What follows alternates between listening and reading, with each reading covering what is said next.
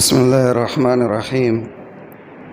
الحمدللہ، اللہ رب العزت کے فضل و کرم سے آج ہمارا تراویح میں 26ویں پارے کا بقیہ پاؤ پارا اور اس کے ساتھ ساتھ 27واں پارا تقریباً مکمل ہو چکا ہے۔ اور آج کے حصے میں جو صورتیں ہماری سماعت سے گزری بہت معروف صورتیں رہی ہے، زیادہ تر حضرات کے لیے معروف ہی ہوتی ہے۔ بہرحال سورہ قاف، سورہ ذاریات، سورہ نجم، رحمان، سورہ واقعہ اور بھی حصہ ہماری سماعت سے گزرا ہے۔ بہت ساری اہم باتیں، ظاہر سی بات ہے کہ قرآن کتاب ہدایت ہے تو ایک ایک حرف اس کا حرف ہدایت ہے، تاہم جس آیت پر مجھے گفتگو کرنی ہے وہ بہت مشہور آیت ہے، اس کے حوالے سے تھوڑی سی بات کر دیتا ہوں۔ سورہ ذاریات میں اللہ تعالیٰ فرماتے ہیں وَمَا خَلَقْتُ الْجِنَّ وَالْإِنسَ إِلَّا لِيَعْبُدُونَ مَا أُرِيدُ مِنْهُم مِّن رِّزْقٍ وَمَا أُرِيدُ أَن يُطْعِمُونَ إِنَّ اللَّهَ هُوَ الرَّزَّاقُ ذُو الْقُوَّةِ الْمَتِينُ۔ اللہ تعالیٰ نے اس آیت میں ہم انسانوں کے پیدا کرنے کے اصل مقصد کو بیان فرمایا ہے کہ ہمارے پیدا کرنے کا اصل مقصد کیا ہے۔ یہ دنیا تو عارضی ہے اور اصل زندگی ہماری مرنے کے بعد کی ہے، تو اس عارضی زندگی میں اللہ تعالیٰ، عارضی دنیا میں اللہ تعالیٰ نے ہمیں زندگی کیوں دی، اس کا کیا مقصد ہے؟ تو اللہ تعالیٰ فرماتے ہیں کہ انسان اور جن دونوں ہی مخلوق کے پیدا کرنے کا اصل مقصد یہ ہے کہ وہ ہماری عبادت کرنے والے بن جائے۔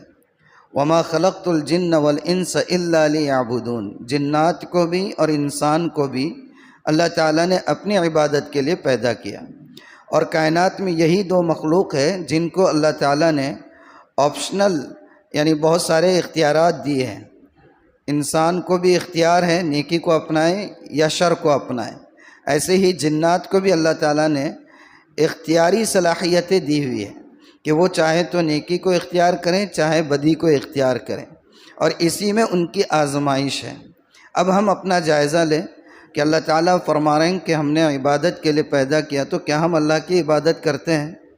آپ کہیں گے کہ کرتے ہیں، اس لیے کہ ہم نماز پڑھتے ہیں، روزہ رکھتے ہیں، زکوٰۃ بھی دیتے ہیں، اگر اللہ نے توفیق دی تو حج کو بھی چلے جاتے ہیں، تو ہم سمجھتے ہیں کہ ہم عبادت کر رہے ہیں۔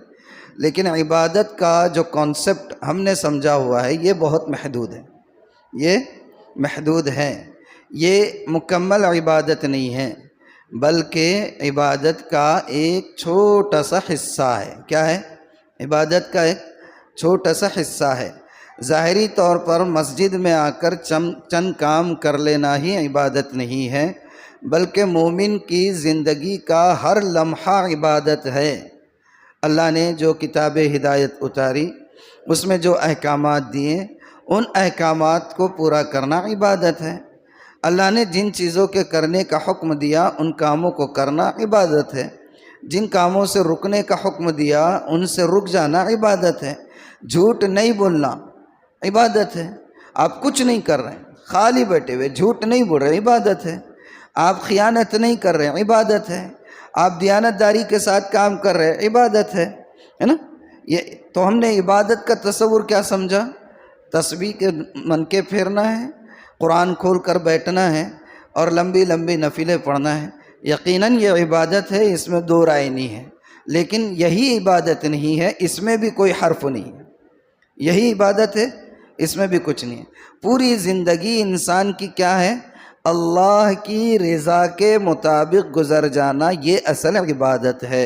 اور اللہ تعالیٰ نے اس آیت میں جو فرمایا کہ ہم نے انسان کو اور جنات کو اپنی عبادت کے لیے پیدا فرمایا، تو اس کا مطلب یہ ہرگز نہیں کہ صرف نماز والے بن جائے، صرف ڈریس لمبا ہو جائے، صرف ٹوپی آ جائے، صرف مسواک آ جائے، تسبیح ہاتھ میں ہو جائے، یہی مقصود نہیں ہے، یہ مقصود نہیں ہے۔ کسی نے حضرت رابعہ بصریہ سے، جو بہت بڑی ولیہ تھی، بہت بڑی کیا تھی؟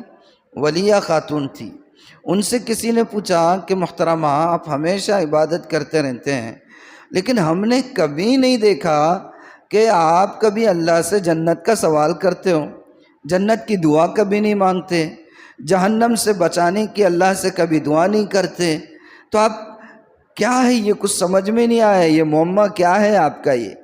تو انہوں نے جواب دیا کہ میں اللہ کی عبادت جنت کی لالچ میں یا جہنم کے خوف سے نہیں کرتی ہوں۔